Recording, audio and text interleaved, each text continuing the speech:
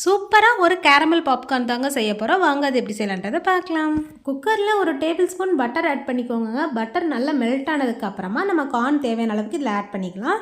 நான் வந்து instant corn தான் இதில் போட்டிருக்கிறேன். நம்ம போட்டிருந்த கார்ன் லைட்டாக ஒயிட் கலரில் ஆனதுக்கு அப்புறமா மூடி போட்டு விட்டுருங்க. இது நல்ல சவுண்டு குறைஞ்சதுக்கு அப்புறமா திறந்து பார்த்து சூப்பரான பாப்கார்ன் ரெடி ஆயிருங்க. இதை சூடாகிறதுக்கு அப்படி ஒரு தட்டில் மாற்றி விட்டுக்கலாங்க. இதுக்கு கேரமல் ரெடி பண்ணணும், அதையுமே சைடில் ரெடி பண்ணிக்கலாம். ஒரு அடிகனமான பாத்திரத்தில் ஸ்வீட்டுக்கு ஏற்ற மாதிரி ஜீனி எடுத்துக்கோங்க. இதுக்கு பதிலாக நம்ம ப்ரௌன் சுகர்லேயுமே பண்ணிக்கலாங்க. நான் வந்து 100 கிராம் ஜீனி எடுத்துருக்கிறேன்.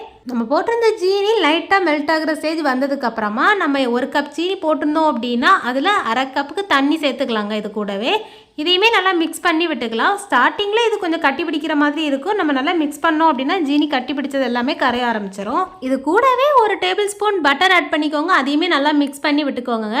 கொஞ்ச நேரத்திலேயே இது நல்ல கலர் சேஞ்ச் ஆகி கேரமல் சூப்பராக ரெடி ஆகிரும். ரெடியான கேரமலை நம்ம சூடார வச்சிருந்த பாப்கார்ன் மேலே எல்லா இடத்துலையும் படுற மாதிரி ஊற்றி விட்டுக்கலாங்க. இதை ஒரு ஸ்பூன் வச்சு நல்லா மிக்ஸ் பண்ணியுமே விட்டுக்கலாம். பாப்கார்ன் நல்லா சூடாறினதுக்கு அப்புறமா இதை நம்ம அழுத்தம் கொடுக்காம கை வச்சு மெதுவாக ஒன்றுனா உதுத்து போட்டோம் அப்படின்னா எம்மியான சூப்பரான கேரமல் பாப்கார்ன் ரெடி ஆயிருங்க. நீங்களும் உங்கள் வீட்டில் இந்த கேரமல் பாப்கார்னை ட்ரை பண்ணி பாருங்கள். உங்களுக்கு பாப்கார்ன் பிடிக்கும் அப்படின்னா இந்த வீடியோக்கு ஒரு லைக் போட்டுக்கோங்க. மறக்காமல் நம்ம சேனலை சப்ஸ்கிரைபும் பண்ணி வச்சுக்கோங்க. நாளைக்கு இன்னொரு இன்ட்ரெஸ்டிங்கான வீடியோவில் சந்திக்கலாம். பாய்.